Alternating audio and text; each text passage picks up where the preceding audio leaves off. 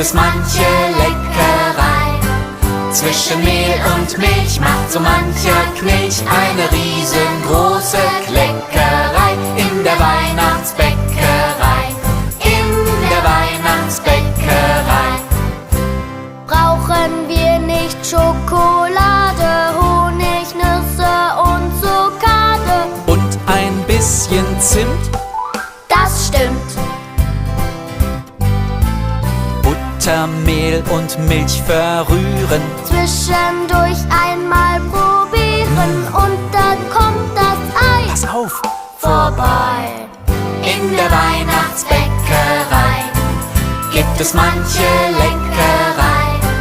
Zwischen Mehl und Milch macht so mancher Knilch eine riesengroße Kleckerei in der Weihnachtsbäckerei.